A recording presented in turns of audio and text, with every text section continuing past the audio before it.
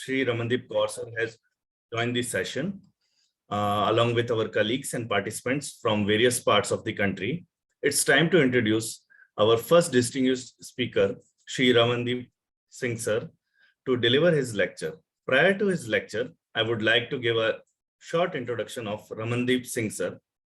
Ramandeep Singh sir is a technology evangelist, Python lover with specialization in machine learning, IoT, drones, autonomous flight control system, RTOS, embedded system design, industrial autonomous, and computer vision. Sir has designed and implemented many adaptive PID controlled algorithms for special purpose hydraulic and pneumatic machines. Sir is having hands-on with these kits, pandas, and NLTK and have keen interest in emotional robotics. Now, I would like to invite Ramandeep Singh sir to please deliver his lecture. Over to you, sir. Thank you, Dr. Piyush. Thanks a lot. And welcome everyone on behalf of Sabudh.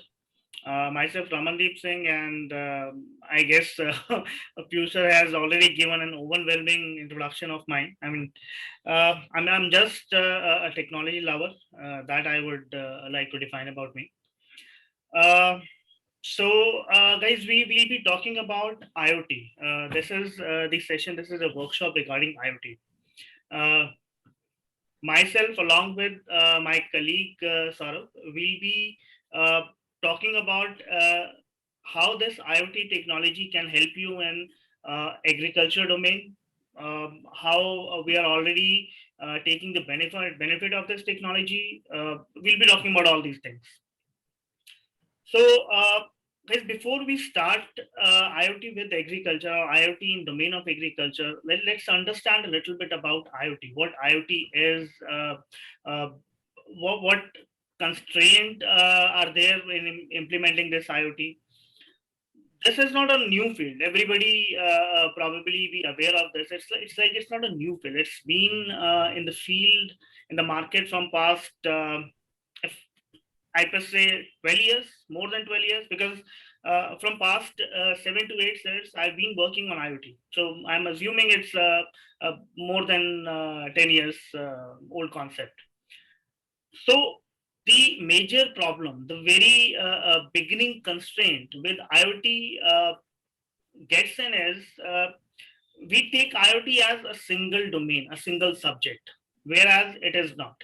It's a collection of different domains working in harmony. It's basically an ecosystem. And we need to understand from that perspective. Then only you will be able to leverage this power.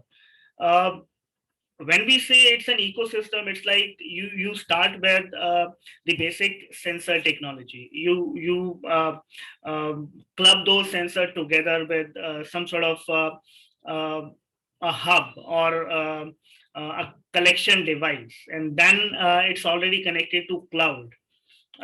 Moreover, there is a concept called edge intelligence, whereas where this edge intelligence takes the benefit of the collected data and takes some relevant decisions, whereas where your cloud is not connected, the edge device is on the field, on the premises, and it can take some very elementary intelligent decisions. That's what in general IoT is. So the power of IoT is in collective devices. One single device cannot be beneficial to any domain, not just to agriculture. Just pick up any domain. If, for example, your air quality monitor devices. I mean, we all know that government has deployed these small devices which collect air quality data, and they create an index out of this device. For example, if government has just planted one device per city or per district, would that be of any benefit? Probably no, because it will be giving you a very constrained data, very precise, or you can say very limited coverage. What government has done, actually has planted these devices with a distance of every kilometer. When you have that much collection, now at every kilometer you can detect your air quality, and you can give a collective index that this particular district, this particular state has so and so air quality index. It's hazardous to breathe there, or I mean, not that that's just a concept, because we are still breathing. They are already saying uh, it's non-breathable air, but we're still breathing. We're in Delhi, so our lungs do adjust with that. Now let's talk about Ramandeep, you. sir. Yeah, Sir, will you be sharing your PPT? absolutely. So my colleague is with me, Saurabh. I'll be taking the generalized concept, and he'll be giving you a more focused concept. So he'll be sharing his PPT. Sir, just when you will be sharing, just inform us. We will allow you to share the screen, sir. Absolutely, I'll do that. Sure, sir. I'll do that. So yes, so guys, let's talk about this IoT domain in agriculture. So what do you need from agriculture? Whenever we talk about agriculture, what do we need from agriculture? That our yield should be good, with most cost optimized technique. Uh, we should be able to uh, get the information of getting any disease or infection throughout the crop at the early stages. We should be able to optimize our irrigation techniques. So how do you do this? First of all, why IoT in agriculture? You all belong to the agriculture field, and probably know, not probably, definitely know much more about agriculture than me. You guys know that for a crop to give you an optimum yield, you need a controlled environment. For example, if we talk about wheat, as per se, wheat requires the soil temperature something between 22 to 28 or 30 degree Celsius. If soil temperature increases above 30 degree, then your crop will be damaged. If it's go below 22 or 20 degree Celsius, then again it's going to hamper your yield. Moreover, it requires a specific kind of moisture content inside the soil. So how do you control these things? Till now, what the farmers have been doing, they have been just spreading through the field and looking at the texture of the soil, and based on that soil texture and based on their experience, they were irrigating the fields. What if you could just plant these small devices which can actually give you a collective information of a homogeneous output of your field, whether your temperature is above 30 degree, the soil temperature is above 30 degree or below 30 degree, and you can take countermeasures before your crops get hampered. Wouldn't that be nice? Definitely. So when we start about this implementation, we start with sensors. Like, what are we trying to achieve? That's a step one. What do we need to achieve that? That is step two.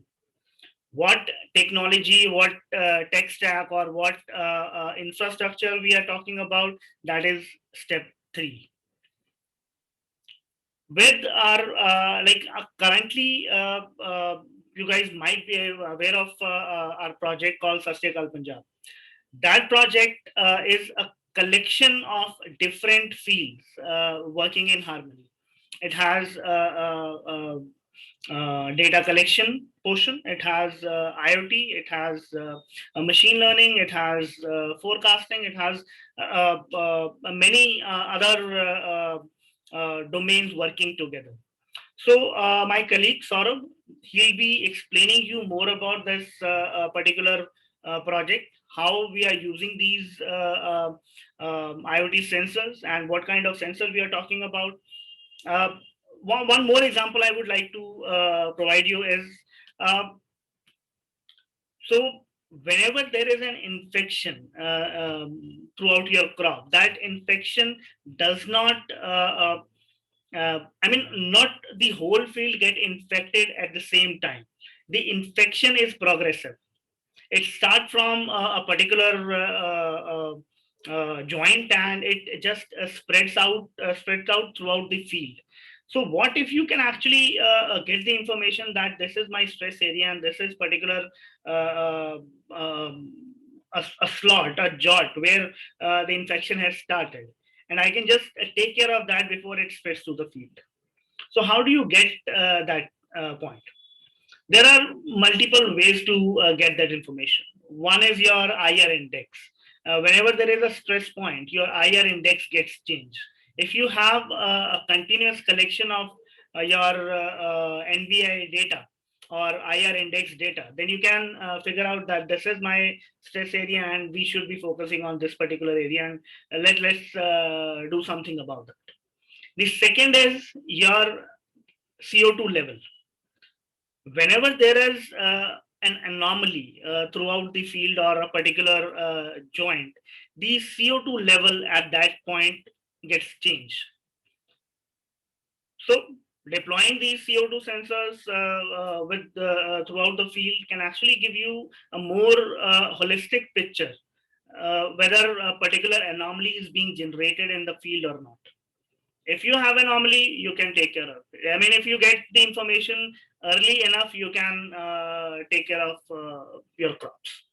That's how IoT can help you in agriculture. It can enhance your yield. It can help you in enhancing your profit margin, reducing your cost.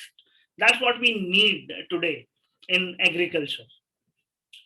This was for open field. Now when you talk about a more controlled environment like vertical farming or hydroponics or indoor farming, you can talk about multiple names for that. For that particular environment, these sensors, they are a must. I mean, you cannot live without these kind of sensors. They control your humidity. They can control your pH level. Like everything is controlled here. Your intensity, how much white light is being thrown on your crops, and how the photosynthesis is being done. Everything can be controlled based on these sensors, these small devices. And when they work in collective harmony, then you have enough data to pre-process them and extract information about your field or your indoor farm, and to detect anomaly, to take countermeasures. Much can be done there. Much can be done. So, guys, I'll be passing my control to Saurabh. So, Dr. Piyush, can you just give Saurabh the access? Yes, sir. We have made the co-host to Mr. Saurabh Ritu. Fair enough. Saurabh, Okay. off to you. Hello. Good evening, everyone. So I am Saurabh Ritu, and I am currently working in Sabut Foundation as a IoT developer. Sir, And kindly let me- turn on your Switch on camera. your camera. Okay. And Raman, sir, your camera is also showing the sidewise face of your side. Please adjust your camera.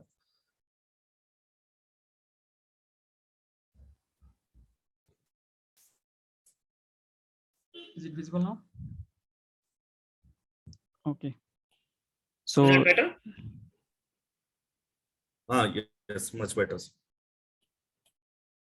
okay, so let me represent my screen first.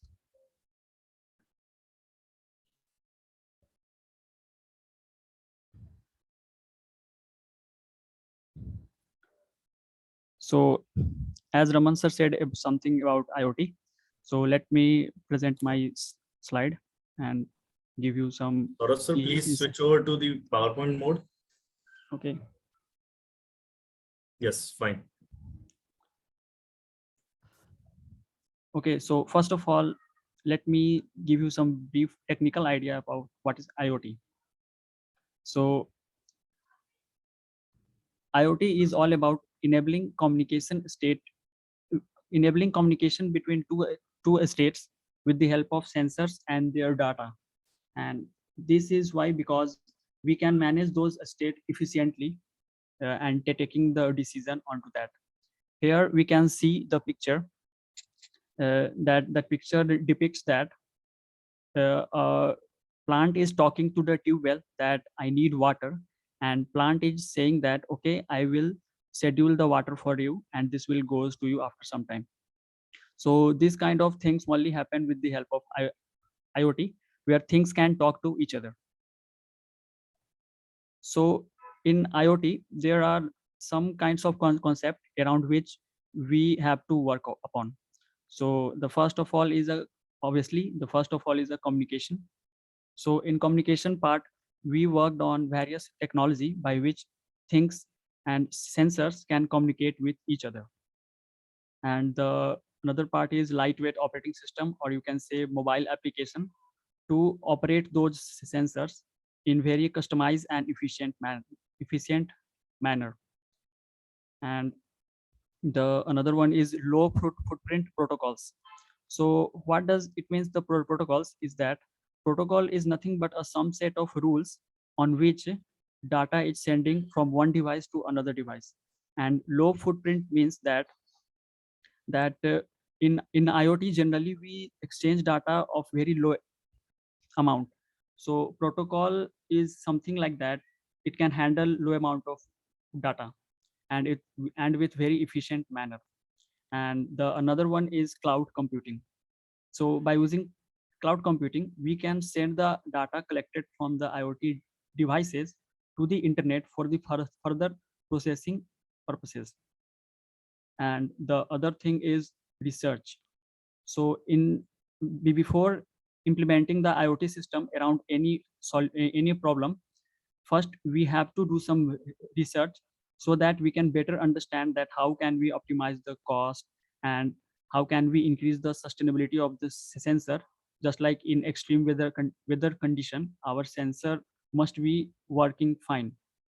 So this kind of research we have to do, and some kind of technical related research we have also to do so. And the last one is fast data processing. So in IoT framework, we have to implement a framework in which data can be processed very fast manner. Because if the data is not processing in very fast manner, then we can miss some other data when we are processing those existing data. So the fast data processing is also very important in these IoT systems. So here I have mentioned some kind of technology which is related to the current IoT technologies. So first of all, we talk about hardware system. So in hardware system, you all know about, I think you all, if you are from engineering background, then you all know about Arduino and ESP32, Raspberry Pi, and NVIDIA Jetson Nano. So basically, Arduino is a microcontroller board with which you can start to tinkering with the IoT system and develop some cool things. And the extended version of this is ESP32. And Raspberry Pi is nothing. It is a small tiny computer which can be used to set up a server, which can create a local cloud for your IoT system. And NVIDIA Jetson Nano, it's a advanced microcontroller which is used to process some kind of neural and AI algorithms on the go without using any cloud computing technologies. And for the communication perspective, we can use Wi-Fi, and we can also use LoRaWAN. We can also use BLE, Zigbee, and RFID. So Wi-Fi need no introduction. I think we all use Wi-Fi in our mobile phone, and Wi-Fi is used for some kind of low range and high data transfer mechanism. And the another thing is LoRaWAN. So LoRaWAN is used for long range but with low data rate transfer. And BLE stands for Bluetooth Low Energy. It is a version of classical Bluetooth where the power consumption is very low relative to the classical Bluetooth, and as same as Zigbee and RFID. RFID stands for radio frequency identification, which is also used in current situation in kind of warehouse processing and something like that. And let's talk about the software tech and protocols. So in IoT, we generally use cloud computing and distributed computing. And as sir have said, and sir have talked about edge computing. So again, this edge computing is extreme cases of distributed computing. And we have to also work on application development, and we work with MQTT and HTTP protocol. And there is something new which is emerging in the IoT field is called IoTVT, on which the very big company like Samsung and Intel work together to create some IoT framework to so that it gets easy to work on the IoT systems.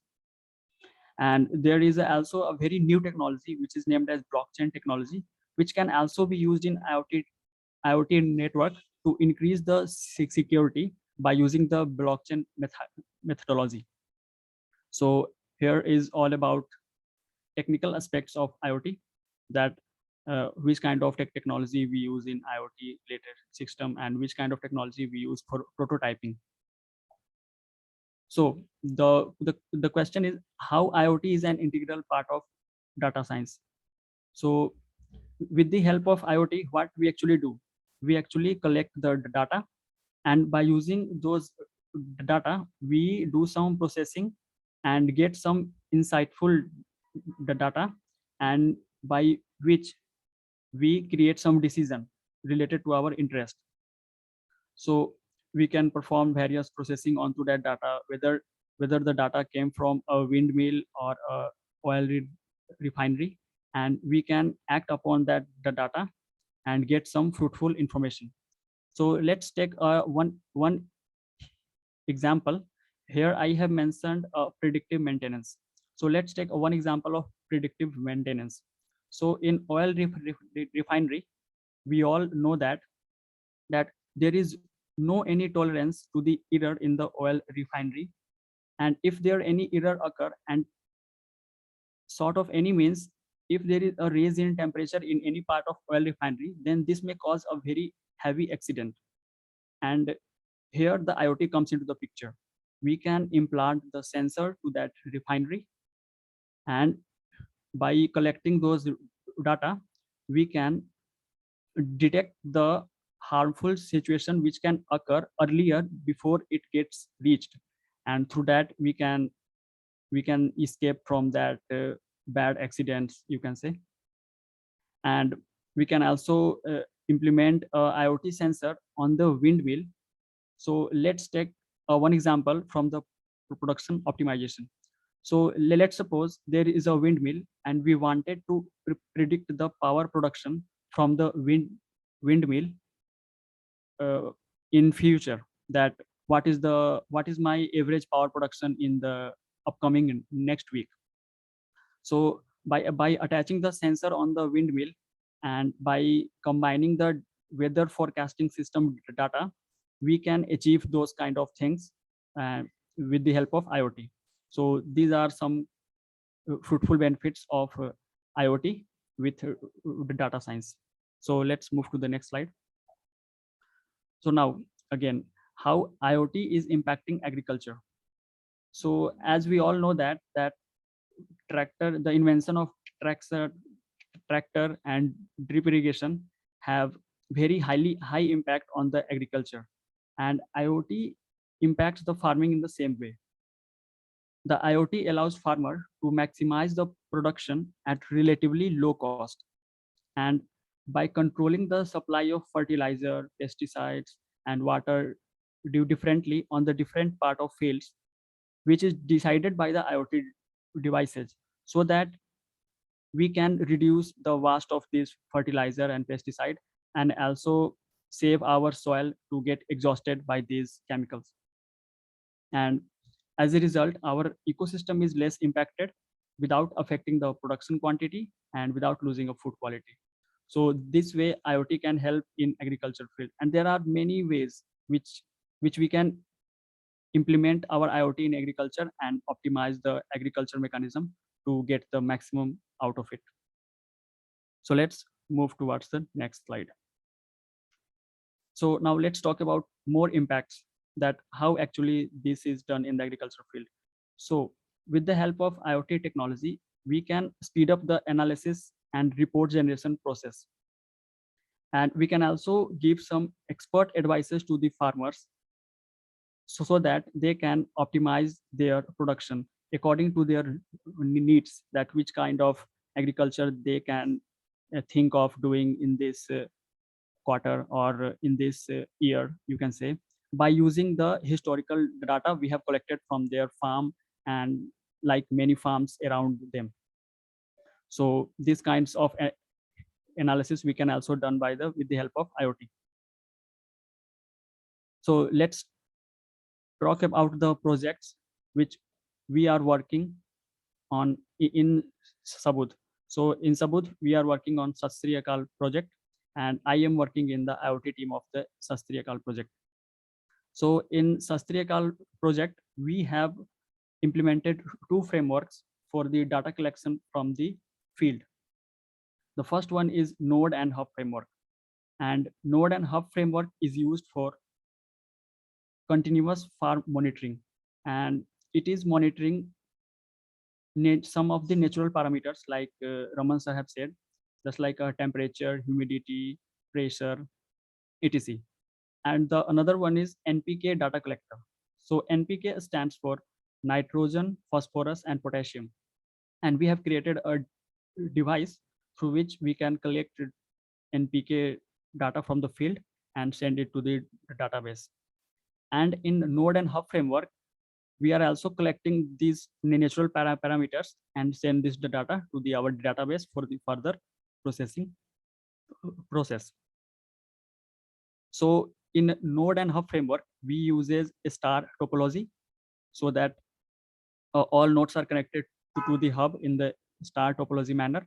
And we uses MQTT protocol. And in Npk Data Collector, we uses HTTP protocol. And the mechanism I will be discussing in further slide. So first of all, let's see how the node and hub architecture works. So we have a couple of nodes and we have one hub for the one framework. And node consists of microcontroller and some sensors, battery, and solar system for charging the battery, so that it can make sustainable and self and it cannot rely on the external electricity factor. And there is a hub. So hub consists of controller, GSM module, battery, and solar system.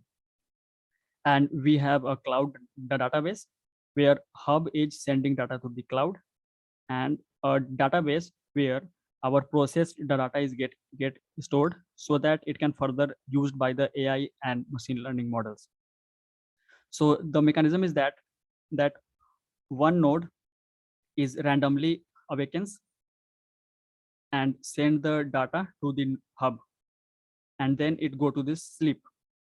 And after some time, again it awakens and send data to the hub. And what hub is doing?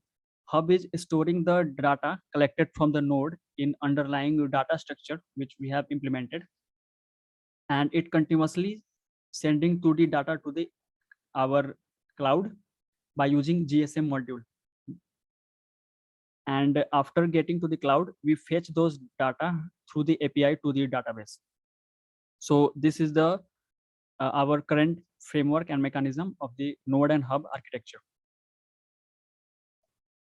And now let's talk about the sensor which we are using in our nodes. So we are using 8 types of sensors on node to get 8 important natural parameters into our database related to the farming. So the first for all is soil temperature. The another one is soil moisture, and the third one is temperature. And the soil temperature is a soil temperature, and temperature is a environment temperature. And fourth one is pressure. Fifth one is humidity, and Sixth one is VOC, stands for volatile organic compounds, which is also useful data in the crops and plants. And seventh one is CO2, and eighth one is lux. Lux stands for luminous flux. It is basically nothing but it tells us that what is the intensity of light around that area. So here is the 8 types of sensor we have attached to the node, and they are working together and send data to the hub. Now let's move towards our NPK data collector. So we have developed an NPK data collector device, an application to collect the data and send it to the database. So you can see the framework is kind of simple, that there is a NPK device sensor which we have developed, and it sends data to the mobile application through Bluetooth. And we have also developed a mobile application which is used for storing the NPK data into the mobile, and we can also send this data to our database with the help of internet. So in this manner, our NPK data collector works. And one important thing is that we collect NPK data on the ad hoc manner, that it get collected in the random manner, because NPK value is nothing that it can change continuously. It can change after a certain interval of time.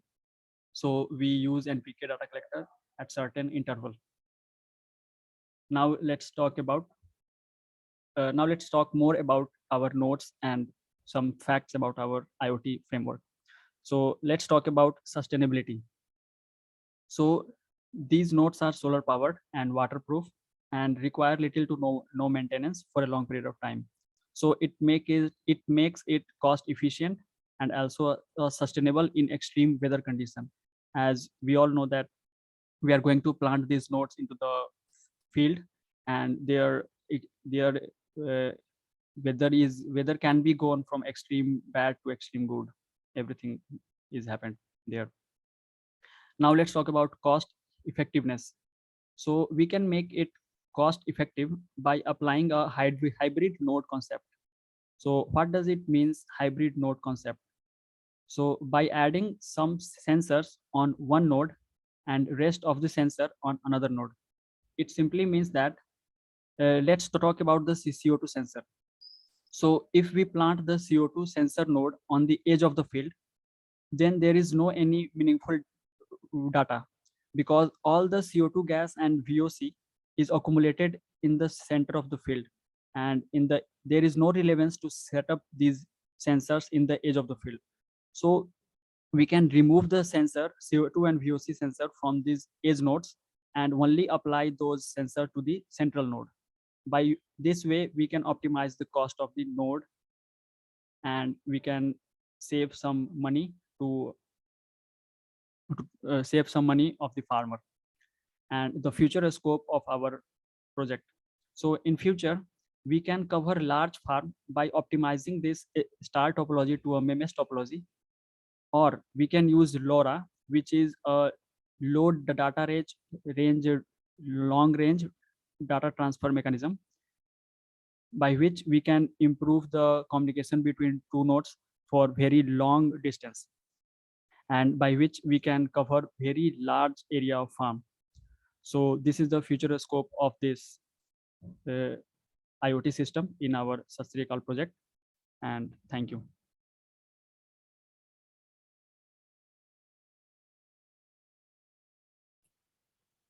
So guys, so what Saurabh has just explained is basically an overall approach by which we have implemented these IoT sensors, and how these sensors going to help us in getting a better yield. So for current state, what we intend through these sensors is just the data collection to make sure how your crop cycle works. Like for example, this NPK data collection mechanism. NPK data collection mechanism is like Saurav explained that we'll be taking this data on ad hoc basis. Why on ad hoc basis? Because you need to see how these NPK sensor, how these soil nutrient value get changed over the time.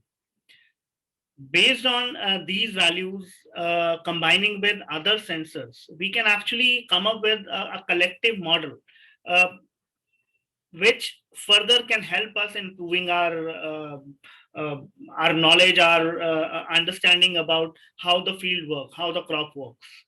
That's the whole idea of getting these sensors. He explained you that we have 8 sensors in our node. There are different parameters. When you talk about IoT infrastructure, I mean, the IoT infrastructure itself has some cost.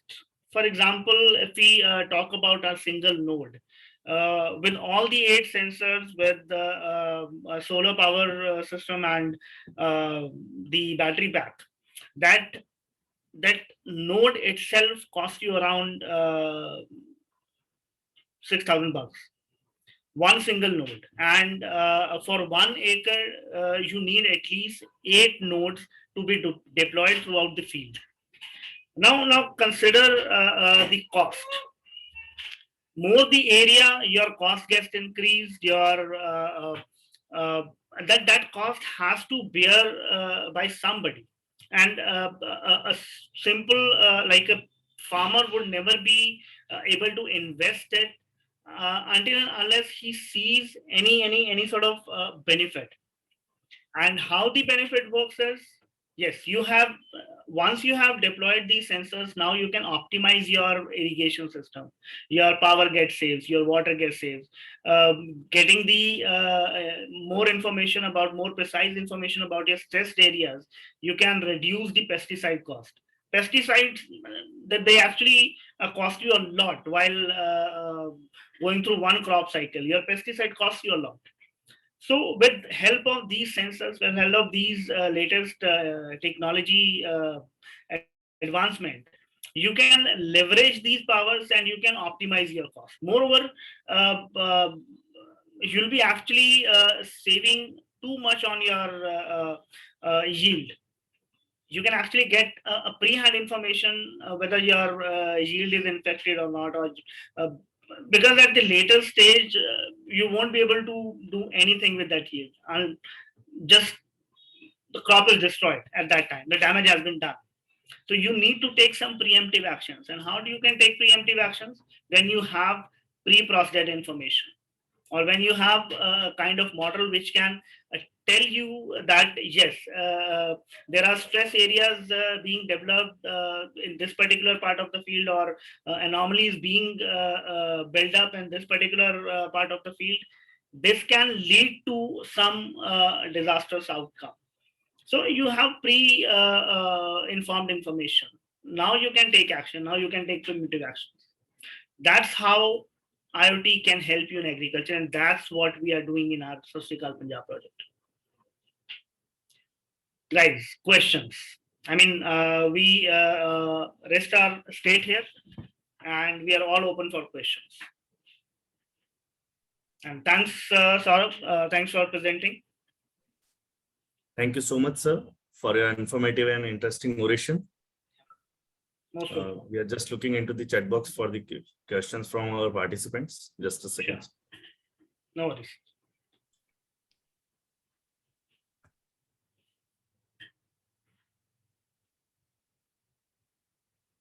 So if I'm not wrong, you guys are more involved in hydroponics and indoor farming?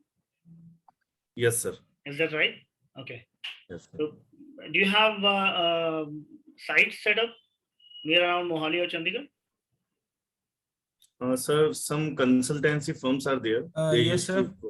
We are allied with the 2 and 3 firms of hydroponics. First one, I given the contact to Garg sir. Vijay sir. Yeah, Vijay sir. Right. I gave him the contact of Pratpal. He is my friend, and he is running his farm cult. So we are having their 5,000 plants in the vertical farm, and till June we are also doing a setup of 10,000 plants of hydroponics. And what kind of plants are these? Lettuce crop. Lettuce crop. Okay. So yeah, as far as I understand, not every crop can be set up in hydroponics. No, it varies generally because hydroponics को India में अभी उतना कह लो कि knowledge नहीं है लोगों को ना. तो हमारे पास एक हिमाचल में उन्ना में है सर. तो he is also doing very great in the hydroponics. So उन्होंने काफी तरह के ट्रायल करे हैं. फ्लोरिकल्चर फ्लावर्स भी ग्रो कर रहे हैं. उन्होंने मेज फॉडर भी ग्रो किया है. So I was reading about an article. Somebody is actually trying to grow kesar in a controlled environment. Okay. I am like, again, yes, you can do it because giving a cold storage area or a controlled humid environment is not a problem in indoor farming. And yes, we definitely need these kind of sustainability models. Actually, the main thing is that the market of hydroponics is not available. Na? In Punjab, only 2 or 3 farmers are just doing work on the hydroponics. If we talk about the commercial purpose, another guy, he is the Kingra farm near Freethcourt. तो वो भी कर रहे हैं बहुत high level पे hydroponics का. बाकी बहुत ज्यादा मेजर नहीं कर रहे क्योंकि मार्केट नहीं है. अब लेटस भी हम ग्रो कर रहे हैं. लेटस कहाँ जा रही है? इट इज ओनली डिमांड जो है सारी ट्राई सिटी के जितने हमारे होटल्स वगैरह हैं वहीं पे जा रही है ना. डिमांड ही नहीं है तो ग्रो करने का भी फायदा नहीं है. बाकी ये है कि हमारी जो पंजाब का जो इशू ये है कि हमारा जो फार्मर है वो स्विच नहीं कर पा रहा है डाइवर्सिफिकेशन की तरफ. उन्हें अभी भी ये लग रहा है कि हमारे पास वाटर बहुत है. ये साइंटिस्ट ऐसे ही बोली जा रहे हैं कि पानी खत्म है. But according to data of, we need to educate them. We need according to the data of PAU, according to the data of ICAR, we in Punjab we are having only I think 10 to 12 years water remaining underground, which is drinking water we can say. Groundwater, in fact. So I was working on another concept where we were actually testing the toxicity of these toxicity of groundwater. So what we had done was these large reservoirs जो overhead tanks होते हैं in villages or in pind, because there you don't have water connections. You have these reservoirs and based on from those reservoirs the water pipeline is being supplied. We actually put some toxicity sensors in those overhead tanks because they actually get water from your ground only. If you want, I mean, you'll be surprised that that water varies in toxicity a lot. Like wherever you have a reservoir near a field, that water is more toxic than a reservoir which is near around a road or some commercial area rather than field. And why is it happening? Because we are throwing pesticides and fertilizers at like an uncontrolled rate. आप उसमें पानी डालते हो, fertilizer डालते हो, कहाँ जाएगा? It goes to the groundwater. And we suck that groundwater again and it's being distributed to the people only. That's another interesting fact that we need to control the use of pesticides a lot. The problem is that yes, the farmers are not well educated and probably somewhere it's our fault. I mean, we are not able to educate them properly. We need to set up some sort of, I mean, these kind of workshops, they are pretty good in making farmers understand and just giving them an enlightened idea about all this. So, Punjab में ये भी issue है ना इस बार. अब जैसे हमारी जो वीट क्रॉप है वो बहुत सफर हुई है क्योंकि यहाँ पे जो टेम्परेचर है इस बार जो जून जुलाई में होता है वो हमारे नॉर्थ इंडिया में इस बार मार्च एंड और अप्रैल में आ गया. तो उस वजह से हमारा जो वीट का यील्ड है वो 30% तक लॉस हुआ है फार्मर्स का. तो हो सकता है आने वाले 10 साल में मे बी हम वीट लगा ही नहीं सकें पंजाब में. ऐसी भी कंडीशन आ सकती हैं 15 साल तक. हो सकता है हमारे पास जब वाटर नहीं होगा तो राइस कल्टीवेशन खत्म ही हो जाए. और बिल्कुल, I धीरे mean, धीरे जैसे अभी लास्ट टू लास्ट ईयर वो बने थे फार्म लॉज, तो हो सकता है आने वाले टाइम में विद इन 5 years और 10 years हमारा एमएसपी ना रहे, ठीक है ना। really, तो that's what I'm बहुत saying. सारी These कंडीशंस हैं, indoor बहुत सारी, farming, wherever हाँ जी, you can control the environment, these models should be popularized more than outdoor farming. Piyush, you can continue with the questions of the chat box. Do we have any questions on chat box? Yeah. Yes, sir. Few questions from our participants are there. First question is, sir, how can IoT contribute to local economy, sir? Okay, so when we talk about local economy, so local economy, probably IoT cannot directly contribute to your local economy, but with the collective approach, you can enhance your yield, you can better your supply chain management, you can reduce your, you can conserve your water, you can reduce your water dependency. When you factor in all these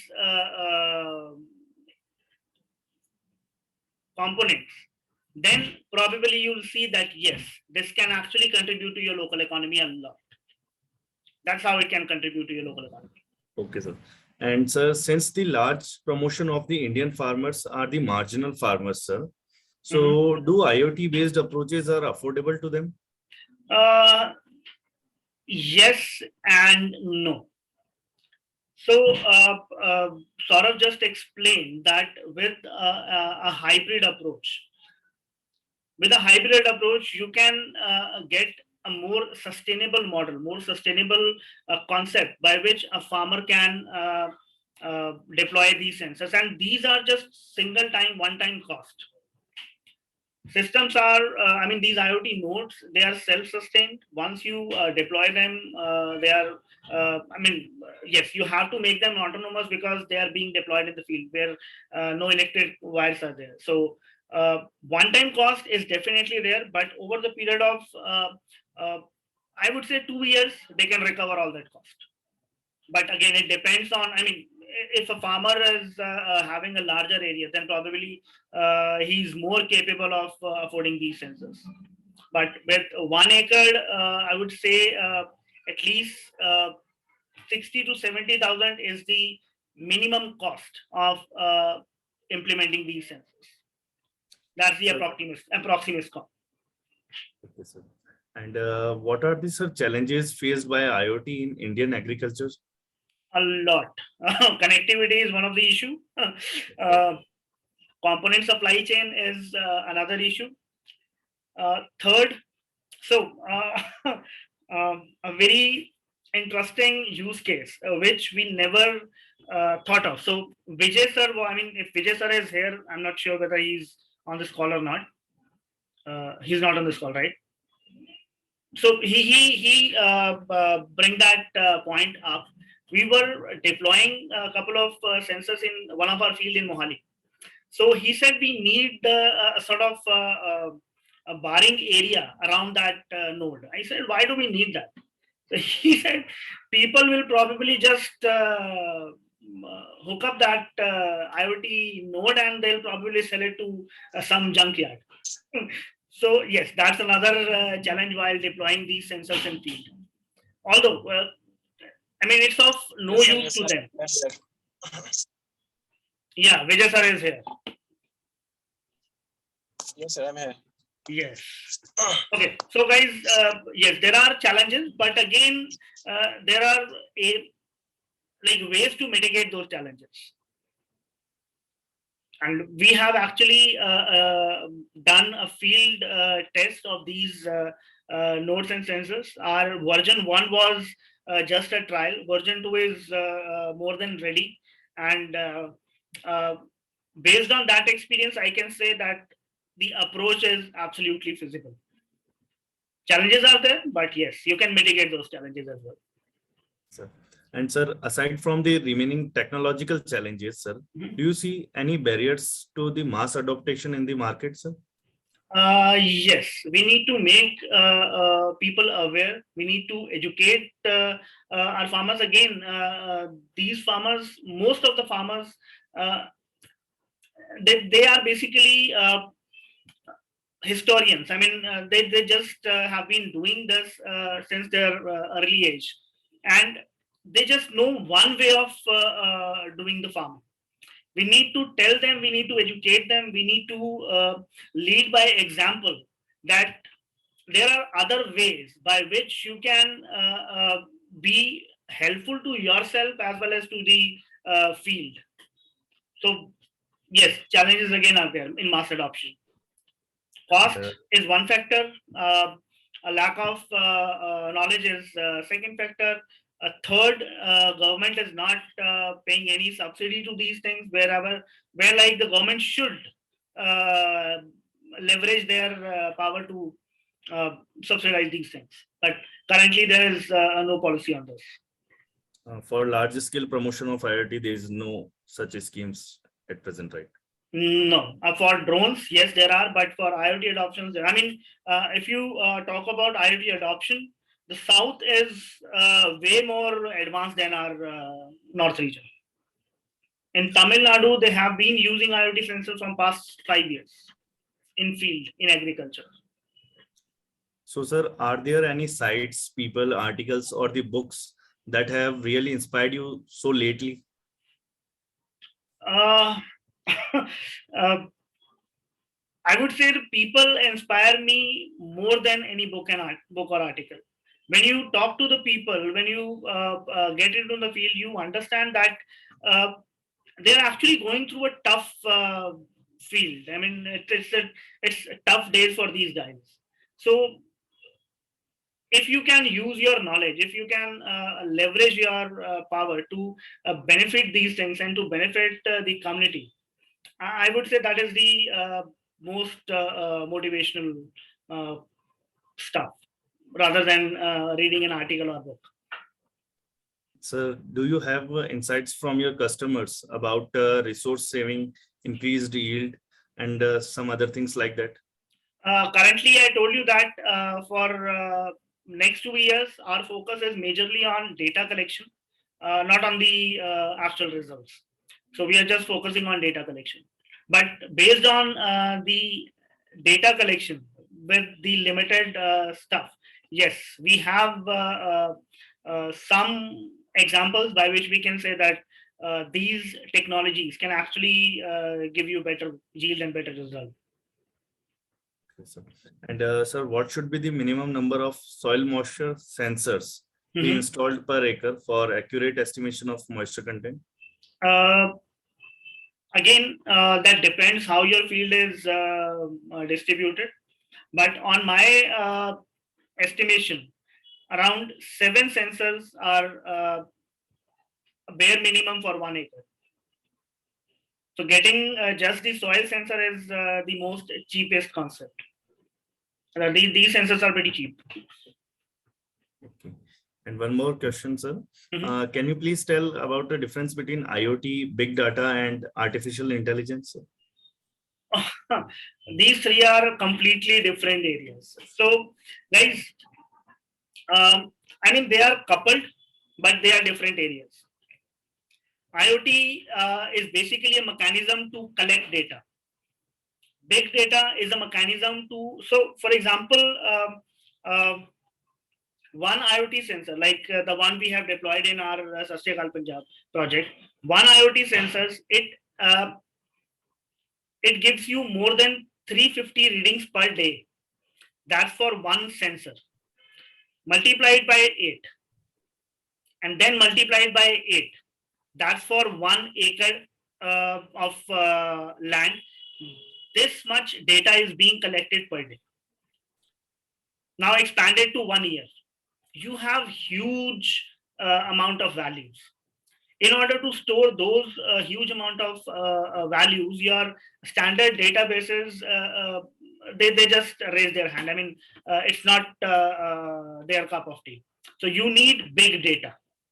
IoT is for data collection. to store that huge amount of data, you need big data and scalable databases. In order to process that big data, artificial intelligence is there. So the entry point for any machine learning model or AI is data. Model is totally a waste without proper data. If you have data, you can analyze a model, you can build model, you can go for more complicated forecasting model. But if you don't have any data, so probably the AI or ML cannot work at all. So this is like a relation between IoT, your big data, and your AI. Thank you so much, sir. And thank you so much for enlightening all of us with your vast knowledge. And we are indeed pleasure to listen your nice presentation.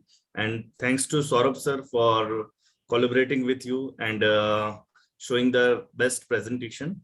As now our next speaker has joined the session. So I request to Diksha to please carry on. And thank you so much, sir, for joining us. Most welcome, guys. I really enjoyed the stuff. Thank you. Same. Take care. I'm Thank you, logging everyone. out. Bye-bye. Thank you, everyone. Diksha? Sorry, sir, Diksha is not available today, unfortunately, so I am continuing on her place. Please continue. Thank you, Dr. Piyush. Hello, everyone. A very good evening to all of you. I hope each one of you is having a great time here. And today, as we have been talking, since past few days, this is the era of high-tech agriculture, and we are actually looking forward to gain understanding of modern agro technologies. What are they? How do they work? Advantages and disadvantages, right? And as times change, it becomes really important to evolve. With time, we need to evolve. The one who evolves survives. Like it's always the survival of the fittest. And we need to expand the horizon of our understanding. And for that, we have been listening to very eminent speakers. And on that note, we have with us today Dr. Ashish Patel. Dr. Patel is a senior agronomist and a research head at Hydroponics, Ahmedabad. He's an alumnus of Anand Agriculture University, Dantewada Agriculture University, and Navsari Agriculture University. Sir, very early in your career, you have achieved so much as you have successfully handled this hydroponic farm, grown 19 types of microgreens. You are a master in nutrient film technique, which basically is a hydroponic technique of providing water and nutrients to the crops. Sir, you have also been awarded marvelously in Maldives as you have been awarded a letter of appreciation for good agronomy services. You got best oral and poster presentation award in national workshop on pesticide residue, and also the best publication on hydroponics. Sir, with this, I would say that you are an inspiration for budding agricultural scientists and agripreneurs, and we feel so proud to welcome you to this session. And I'm really very excited to invite you to the virtual podium to listen to you, and I hope you will guide and motivate us and share your expert knowledge, motivate us all towards strengthening Indian agriculture, which is the need of the hour, to learn these technologies which you are already a master at. And surely we need more and more people like you so that we can move in a direction of smart agriculture and sustainable urban farming, which is basically the main objective and essence of this training program. Please, sir, join us and share your experience, experts, and thoughts. Over to you, sir. Thank you. Thank you so much for a nice introduction. Now we talk about last time we are more about learning hydroponics, and last few years we know that this were many time in internets and Instagram and YouTube. So many farms are developed within 2 or 3 years. Among them, no one knows what is the important factor for developing a hydroponics farm. So these are the important topics for we basic need to know which are the factor for first to develop a hydroponics farm. So first we know what is the hydroponics farm. So hydroponics farm is hydroponics means hydro means water, ponics means labor. It means working with water. In simply, we say the art of growing a plant without soil is known as a hydroponics farm. It's nothing rocket science, but when plants when it needs, what is need and what amount of the need we are supply without a genetical change of plants is known as a hydroponics farm. Why we need two hydroponics farm? We are already growing in the traditional farming. We are growing a best our crops in open field. So why we need two hydroponics farms? First, nowadays, day to day in life, the modern area are coming and more people are health conscious. So exotic crops demand are day by day increase. So one of the things are related to we need to a hydroponics farm because more exotic crops are growing in hydroponics farms and other things are 83 million people every year add into the world. So in 2050, 9.8 billion population are reached.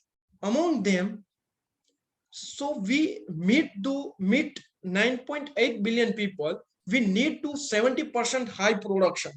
So we need to a more soils. Around 593 million hectares we require for to grow the agriculture and production the food for meet 9.8 billion people. This area is not too less. This area is surrounding just double to size of India. So you imagine how many area we need in 2050 so we can grow the agriculture products and then after we fulfill the our food. And also another factor, the fresh water are always decline.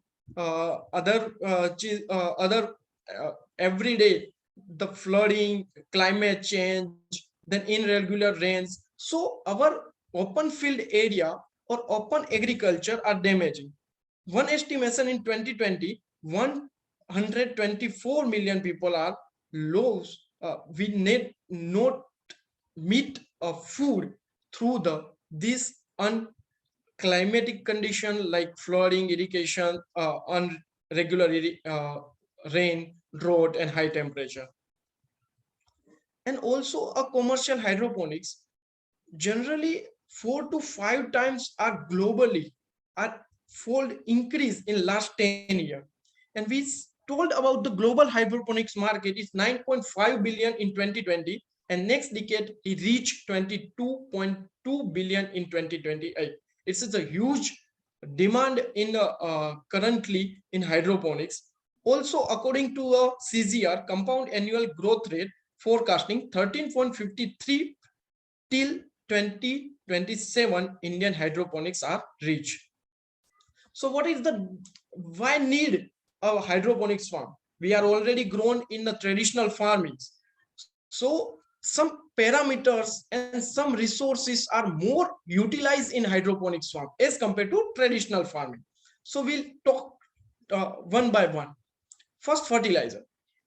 We already know we apply the fertilizer in soil-based or traditional farming. The fertilizer are runoff, leaching, evaporate, and also absorbed by the weeds. So it not be 100% utilized by our targeted crops. And also another harmful, these fertilizer are leaching and runoff and percolate into the soil. So it connect with the drinking water. I given the one example when nitrate are 10 ppm to above. So we adopt a blueborne disease. These are the very harmful for our health. Also, a hydroponics farm are ensure the fertilizer we apply to the in hydroponic system is only used by the directly plant, not can be other losses. Also, it cannot be a losses to the physical, biological, or chemical process. It's directly available to the plant. And another benefit is you have monitoring and exact proper quantity and concentration to particular stage of particular plants through the fertilizer in hydroponic systems. Another, water uses. In soil-based farming, water are losses through many ways, like evaporation, transpiration by the leaves, weed growth, runoff, percolation. In hydroponics, only the water are losses through the transpiration by the leaves. Another losses are not happen. So we can say the 90% water are saved into the hydroponic systems. Another, utilization of soils. In traditional farming and soil-based farming, we need to arable land or fertile soil. But in hydroponics farm, no need to a fertile soil. Also, we can grow a urban or peri-urban area. So we can directly consume or directly supply to the urban area. Also, we can growing into the extreme dry desert or region, the arid area, high salinity area. We can also growing crops through the hydroponic systems. Then we can talk about the growth and yield and productivity. Here, 25% higher yield in soil culture than the in hydroponic system than the soil culture. Also 30% faster growth. Why? Because here plant cannot be a suffer through the biotic or abiotic stress. We can directly food with the spoon feeding. Also, we maintain the climate. So because the hydroponics is generally, most of commercial hydroponics are developed through the control environment. So mostly we are supply biotic, abiotic, proper situation to the plants. So it cannot be a suffer through stress. So we supply on faster growth, generally 30%. Then workload. In traditional farming, so many workload like plowing, tilling, mulching, and weeding. And in hydroponics farm, just know, because his hydroponics farm are generally IoT based farm. So we can monitoring and maintain through the mobile, just laptop, and fully automatic. So we cannot be a more high workload on this farm. Another one, susceptibility, sustainability and pest and disease. So in hydroponics farm, we can grow a monoculture year by year. Here we cannot be we soil fertile are not degraded, because in when same area we can use the day by day. In our farm we can grow every year a wheat, so fertility are decreased, but here cannot be a same problems. Also we grow in control environment, so pest and disease are too less. These are the general overview, which are the parameters for based and soil based and hydroponics farms. Then what the main topic is, which is the main important factor to the hydroponics farm developing. These are the factors. First, structure. Then hydroponic system. We know we develop the hydroponics farm, but we not know the which system are better for the which crops. So it is the very important. You develop the hydroponics farm, at that time you decide which system are utilized. Another one is environment, nutrient solution, growing media, and location. We explain one by one. In structure, we develop a hydroponics farm in outer area where the natural source of light available. Its project is known as an outdoor project, and this type of project are fan pair polyhouse structure, natural ventilated polyhouse structure, insect proof net polyhouse structure, and another one is rain protected net house structure. Another one is indoor project. When natural light or natural source of light are not available, at that time we providing through artificial light. Is project is known as an indoor project. When you develop a project in balcony, room, warehouse, or underground room, at that time you need to artificial light. Then which system are utilized for the best for the you select for the your selected growing crops? So these are the different classification of the hydroponic system. Wick system, ebb and flow system. It's also known as a flood and drain system, deep water culture, nutrient film techniques, drip systems. These are the different systems. So we discuss on one by one system. So you know to which system are you develop for your in your project you utilize, and we also know which are the benefit and disadvantage of particular system. So you select easily which system are utilized in your project. So first is weak system. In weak system, simply the reservoir we put on the RO water, then after we add the nutrition, and among them capillary movement, the weak are above absorbs the nutrient and plants are grow. These are the passive system. It's easily set up, but we cannot be used in commercial purpose. It not utilized suitable for the large plants, and not insufficient nutrient are in deficiency are observed in these crops. Another one is ebb and flow system, is also known as a flood and drain system. In this system, the first plants growing tray, the nutrient solution are flood, and then after some time is drained. Among in this period, the plant and media are absorbs the nutrient with the water, and then plants are grow. But in systems, some disadvantage, like you can use the very aggregated media. At that time, your plant motor fail, so plant's root are dry. And also you use a very water holding media like rock wool, vermiculite, cocoa peat, and another good soil less mixture. At that time, water are more absorbed and plants are too watering, and at that time plants also die. These are the most important and commercially also utilized. This deep water culture is also known as a DWC. In this system, the plants are floating with the styrofoam sheet. The plants are float on the water, nutritional water. And in this system, disadvantage is we cannot be a grown a larger crop, like and multi-harvesting crop. We cannot be a growing in basil, spinach, and kale. So it's very difficult to maintain. That's why these crops are single time harvesting. At that time, deep water culture are utilized. The most commercially viable and Indian culture mostly utilize NFT system. It's known as the nutrient fill techniques. On this system, one reservoir, the pump are nutritional onto the growing or gully, or also known as the NFT channel. So one side we add to the nutritional solution, and another side the nutrition are returned. So it's an active system. On this system, we use a minimum media. Also, it is easy to maintenance. Also, it is utilized as a vertical farm.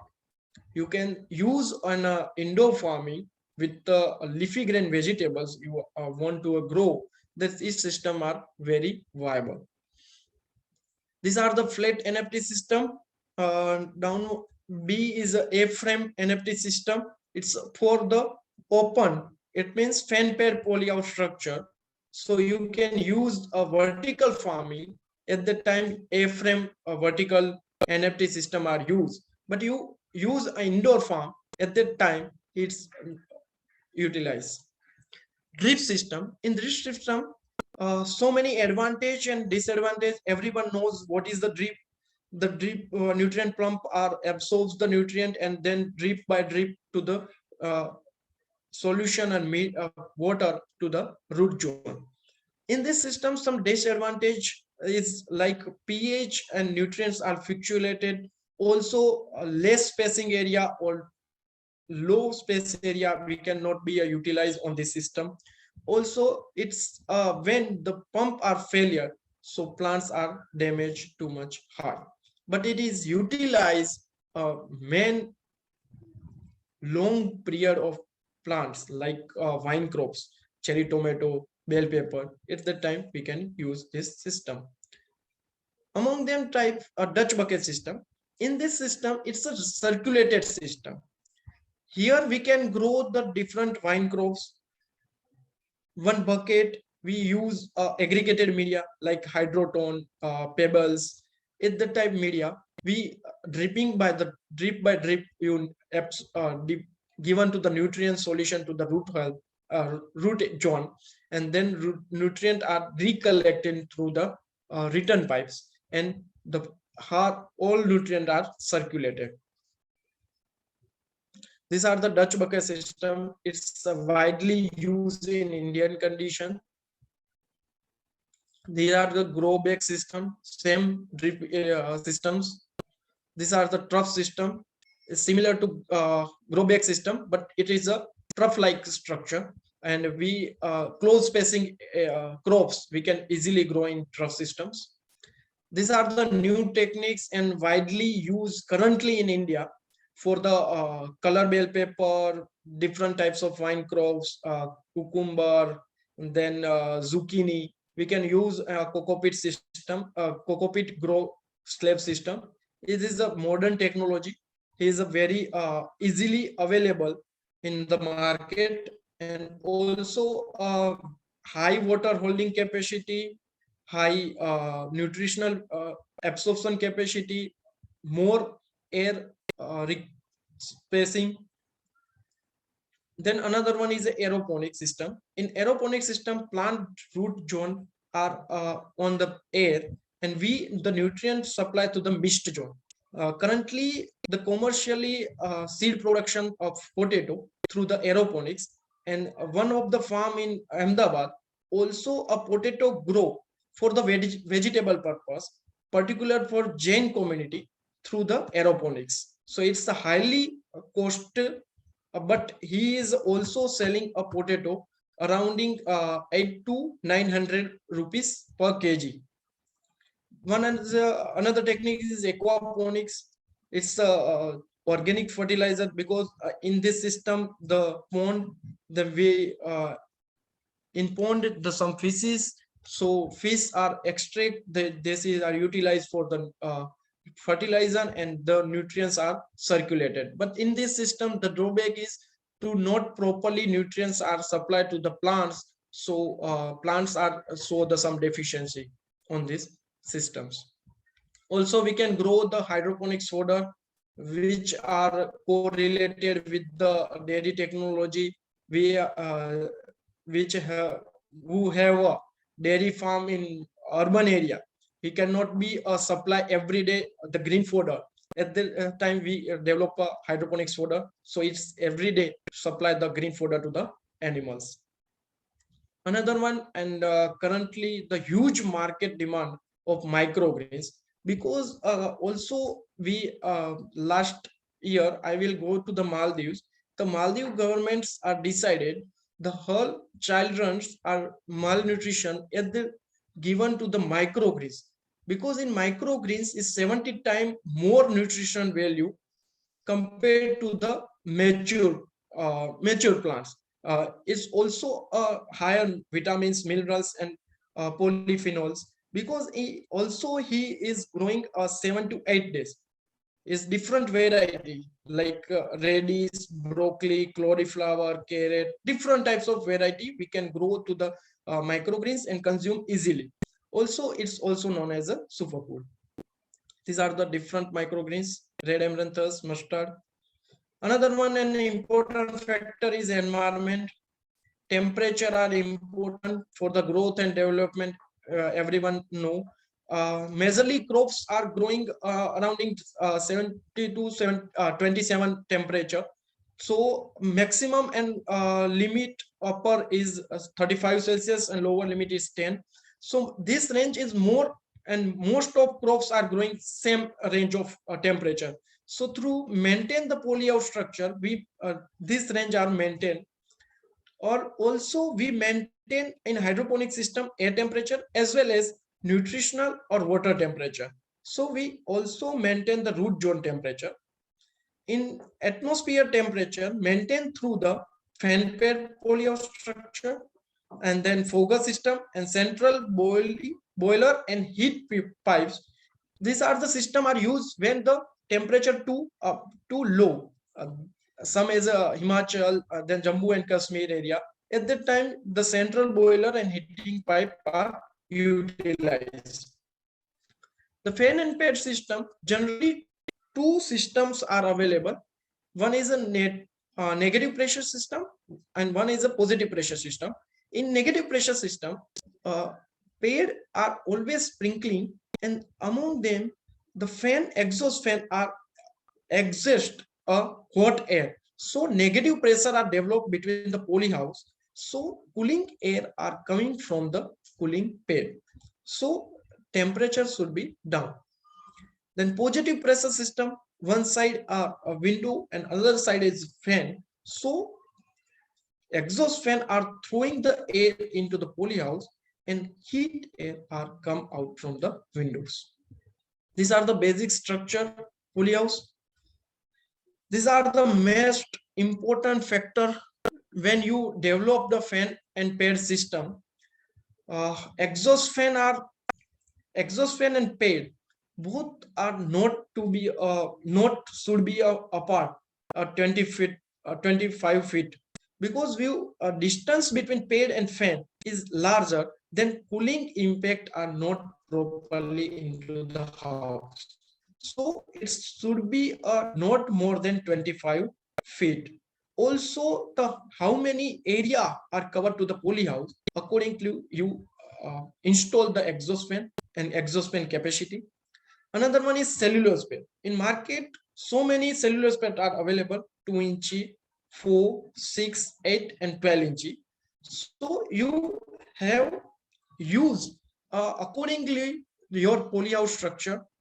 When pad and exhaust fan are not more distance, at that time I recommend 6 inch pad are utilized. Otherwise, if distance is surrounding 25 and 22 feet, at that time you use 8 inches pad. The thickness is most important. The thickness are very high at that time, cooling are too high into cooling are too easily maintained into the polyhouse structure. Indoor system, no need to exhaust fan and polyhouse coil. We can use air conditioner systems. Fogger, it's also maintain the relative humidity, because in fogger are dropping the water droplet, and that time the in maintain the temperature as well as relative humidity. The fogger size droplet size are too much important in the fogging systems. It's less than cooling area is cooling are more. Then central boiler and heating system generally not utilized in India, but some area when Himachal Pradesh and Jammu and Kashmir, it's utilized when the too less temperature at the time utilized. Then water solution and nutrition solution cooling through the chiller. You maintain the 20 and 30 Celsius temperature into the nutrition hydroponics water nutrition solution. So it is very useful, because too high the water temperature at that time dissolved oxygen is very less, and it's very low at the time also dissolved oxygen are less. So it's maybe impact through the fungal effect or root rot. So it's a very important to maintain the temperature into the nutrition solution. These are the nutrition solutions: chiller and then heater. Generally heater are not utilized in India. Then relative humidity, we know the humidity, which is the humidity. The quantity of water present into air vapor is known as a humidity. Then relative humidity is known as how many percentage are water vapor into the air. Its maximum amount of water vapor in air is called hold at that particular temperature is known as a humidity. Then we are maintain the 50 to 80% humidity into the house. So maximum growth in between two humidity. Which are the impact? Very high relative humidity, so stomata are closed, reduce the transpiration, then heat are loading, more heat the plants and reduce the CO2 uptakes. Also the germination not properly, Then also a pollen not dispatch. These are the disadvantage when humidity is above the 90 and 80 up. Then very low humidity, then transpiration loss very high. So plant lost her turgidity. So it's directly impact to the yield. Because in hydroponic system or NFT system, mostly we are growing a leafy green vegetables. So it's more important the weight of leaf. So at the time, lower humidity or losses through the high transpiration, so yield reduction too much. This is also important for the maintaining relative humidity, exhaust fan and air circulated fan. Exhaust fan at the time the pair are closed and exhaust fan are too humid in house is removed from the outer area, and air circulated fan are also important into the structure. The light, the generally light are important to the because of most of the indoor farm, so many question are there ki, which light are utilized. So a particular photosynthesis light are for the photosynthesis light is must necessary. At the time we need to 440 to 660 nanometer lights are required. In this range we light is required, but also important the light intensity, duration, and quality of lights. In indoor farm, not more than 6 hours per day. You cannot be utilize a particular range of lights. Different lights are different growth phase, like 400 to 490 nanometer light are required for the vegetative and foliage growth. Then orange and red light are required for 590 to 700 nanometer for the flowering and fruiting. These are the light are different parameters when we which crops and which stage are at that time we generally light install.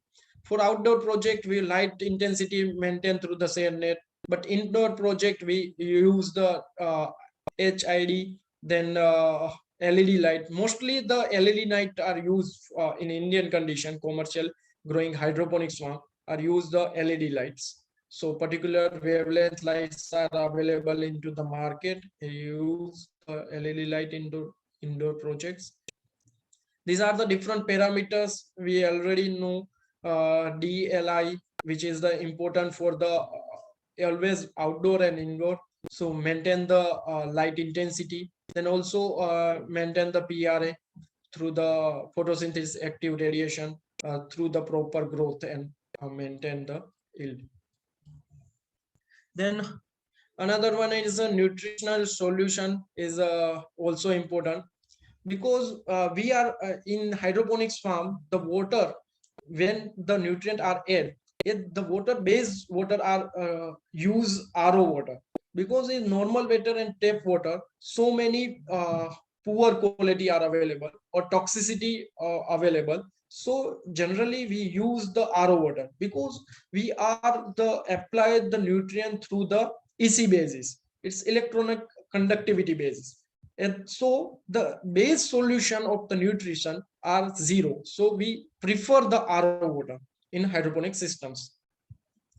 These are the same essential plant nutrition. So we are at the in hydroponic system, because here we cannot be a additional nutritional support through the in hydroponics. Here we cannot use a soil. So essentially nutrients are should be applied proper quantity and proper time. So nutrition deficiency are not observed into the plants. In hydroponic system, two main keep in mind. One is the concentration of the nutrition in particular stage is with the particular ratio.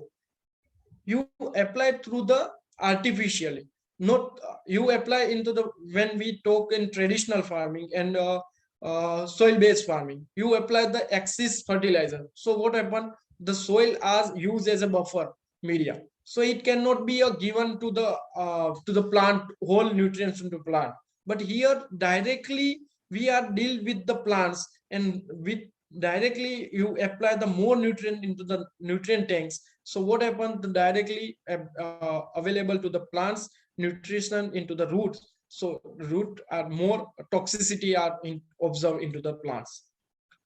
And generally we are in hydroponic system EC base, we maintain to the nutrition systems. These are the nutrient grade. In generally, two part of nutrients are available into the market, but we are developing three types of nutrient.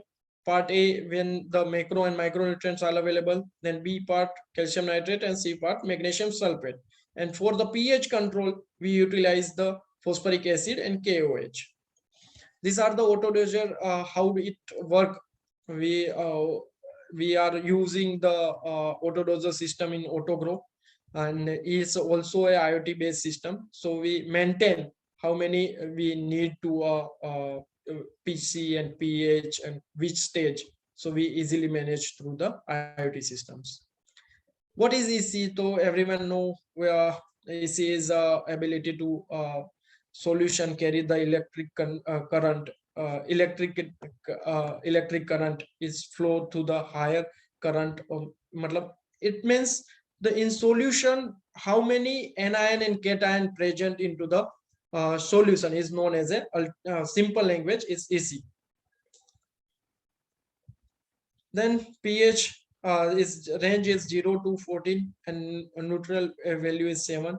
So generally we maintain 5 to 6.5 pH in hydroponic systems. We maintain through the hydroponic system pH when the decrease we require to the decreasing pH. At that time we use the phosphoric acid. It's 85% phosphoric acid I utilize. When increase the pH, we use the potassium hydroxide. This is the most important. Another factor is growing media, because we here we cannot be use the soil. So alternative media is different types of media are available. It's chemically stable. Also, it's clean. It's very water holding capacity, but not too waterlogged problem are available into the media.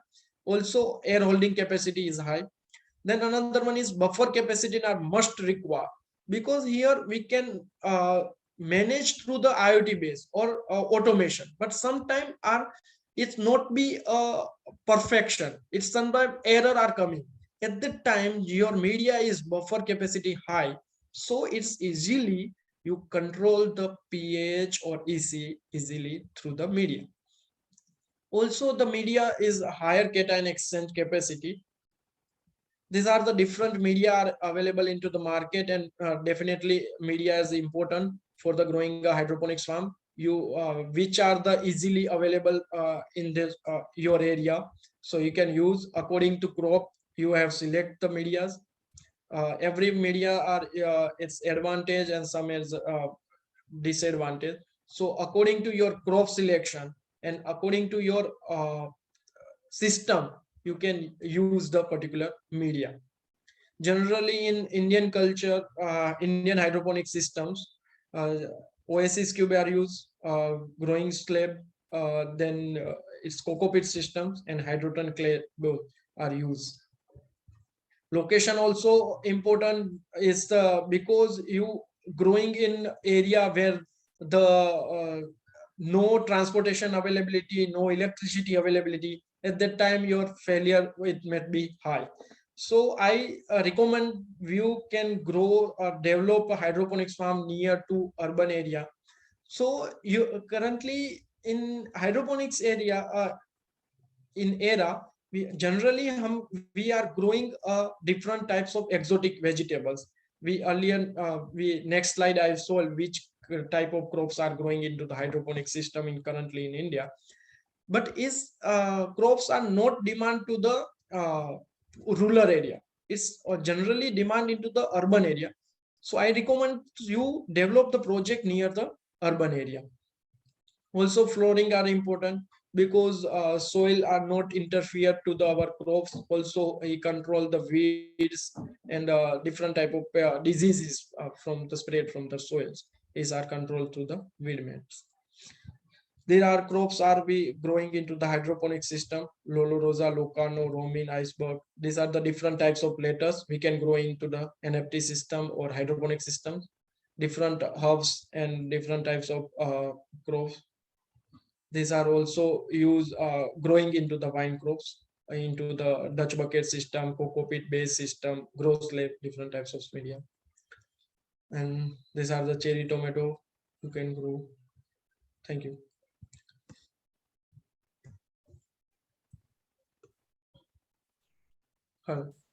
Any have question then? Yes, sir. Thank you. This lecture was indeed full of information. So yes, we have questions from the audience. So I will start one by one, and please, I will request you to answer these questions. Okay. So first question that is coming up is as like the basic question that erupts out is, as student, what would you suggest for a student who wants to establish his own hydroponic farm? Like what all things does he need to take care and take into consideration, the expenses, cost, don'ts and do's? What all does he need to take care of? So that's a basic question. First, you develop your own hydroponic systems. That time you know the which crops are suitable for your area. Second, which system are used. Generally, it's easily available and easily you develop by the own. It's an NFT system. It's easily developed by the you. So you reduction your cost first, installation cost. Then after somebody use as a, I will say the so many hydroponics farm is developed by the own for the own purpose. He what to do is use own media or own utilize nutrition. But nutrition are too important into the system. So you care for this system so it easily to grow in your projects. So, as you're talking about NFT media, is it like we can use it all across the nation, like from every part of India? Like, is just there some specific? Hello. The media. Yes. Is it like the NFT media? You are saying that it is an easy to go to, easy to yes, go. Oasis media is easily available to all our world. It's easily available into the. Okay, sir. Okay, sir. So next question is, what are the challenges that are most likely to be faced by these budding agripreneurs who are thinking to construct this farm? In hydroponics, most of challenges is first we can generally in Indian condition, mostly hydroponics are growing exotic vegetables. So market are too not available into the exotic vegetable into the rural area, but definitely are available into the urban area. So first challenge is marketing. Second challenging is electricity. You develop the hydroponics farm, it not be we require 24 hours commercial lights, so it's cost is too much high. So two are major costly, if costly. So hydroponics are these two parameters are required to control the cost, and you are facing the most challenging these two parameters. Then, sir, as these are expensive and costly and mostly suited to urban condition, how are we going to convince farmers who mostly live in rural areas? How are we going to convince them to adopt this kind of technology in their farming and to kind of refrain from traditional farming and shift to hydroponic farming? How are we going to convince them? Currently, I would say that because farmers are growing generally traditional crops, but in hydroponics farm generally growing exotic crops. So first we are developed the recipe and we are calculate the costly, economically viable on the endogenous vegetable as well as crops. So then after we move to the farmers. Currently, it's totally hydroponics business are to the I will say commercial purpose or business purpose. Not be any hydroponics company or any hydroponics grower are thinking about the farmers. Generally, you can in India, almost all farmers are hydroponics farmer are businessmen. Not anyone are growing farmer or develop own hydroponics farm. Yes. So we can just motivate them. So first we thinking the farmer point of view, the which crops are suitable and which crops are, because in hydroponics system we cannot be grown any type of crops. We cannot be growing wheat or rice. It's growing but you develop a new technology, or it's the lots of required to the R&D. Then after we do this, because currently is most costly, so we generally are growing a most expensive crops. Yes, sir. So, sir, so we can can we we have to then motivate them to shift from this traditional to hydroponics, because then they have to settle to these urban localities so that they can sell the produce to hotels and all the Yes. tourists. Yes. Yes, sir. So the next question is, why, according to the forecast of these climatologists, the global warming process is in the next few decades can significantly increase? Hello. Did you get my question, sir? Why, according to the forecast of climatologists, the global warming is going to be significantly accelerated, and what is the impact on hydroponics that is going to be there? Yes, because in generally what happened in urban area, the urbanization are increased day by day. So people are not be aware, not be a proper fresh vegetable are purchasing from the we can grow the vegetable from the village, but it transferred from the urban area, so it's too much times. At that time the vegetable are not fresh available. So these are the we can grow the vegetable in urban area. And also weather forecasting, I said it's maybe utilized through the weather forecasting. It's maybe helpful for the. So do you think hydroponics is going to have an impact on the climatic change? We are shifting from an entirely traditional system to the artificial system, where we are not affected by the soil. Definitely, I said definitely affected, because we are using the electricity, and everyone know is electricity more generate to electricity that time the impact to the climates. So Yes, it's sir. definitely used. Or we are also use the plastics and different structure. So it's definitely impact to the plants climates.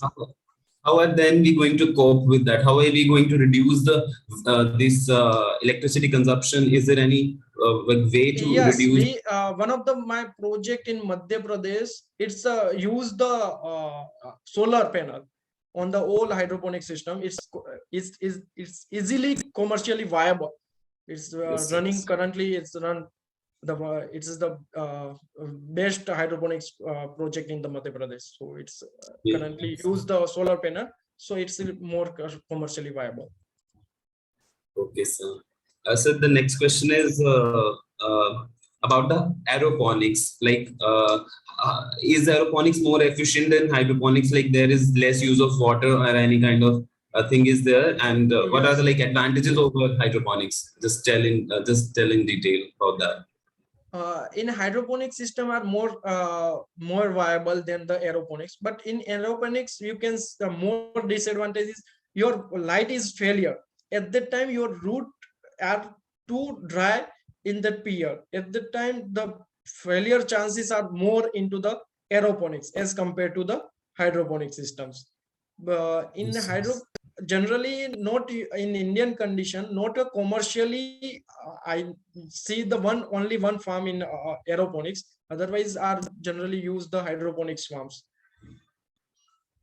Yes, sir. So which one is more hydroponics is more efficient than aeroponics? Yes, hydroponics are more efficient than the aeroponics farm. Yes, sir. And sir, do you have any kind of courses or anything any kind of courses for budding and agripreneurs who can seek motivation from you, as you are already an example for other people who has established his business like that? So Brio are conduct the training, whole day training in your Brio farm. So we can use the practical knowledge as well as theoretical knowledge. Or also we do the different stepping like germination, transplant, and all the things how to manage through the practically. So we conduct the training every Sunday, I think. So you visit the our sites briohydroponics.com, and then you give the information. Okay, sir. And sir, in future, are you going to expand your farms to other places in India, like for example, northern part of Yes, India or we southern part? are currently we are working on surrounding the 5 acres for the color capsicum bell pepper, and then Yes, sir. we all another 2 acres project near to the Pune, and we are also the developing the project in Maldives. Okay, sir. And then other parts of India, like North India and Northeast, somewhere. Yes, we have in Brio are developing around 27 project all in India and internationally. Around 27 project in last 2 years. Yes, sir. So that's great. And the last but not the least, I would like to give you a piece of advice to all the audience who are interested in this hydroponic systems, and I would like you to give some kind of a basic strategy. How can they go for it? Hydroponics techniques is a 2 new techniques. You can easily develop by own for your house. Also, it's a huge opportunity for your career, because in hydroponics currently hydroponics are totally copy to paste from the European country.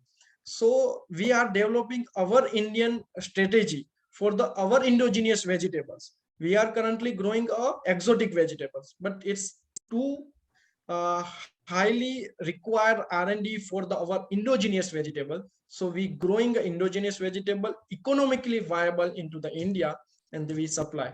So I request every agripreneur to invest and also take an interest into the hydroponics one. Sir, you were also talking about the fodder crops. Is this viable in hydroponics? Really Yes, successful growing fodder crops? everyone know it's a Banas dairy in Banaskata. It's one part of the Amul dairy.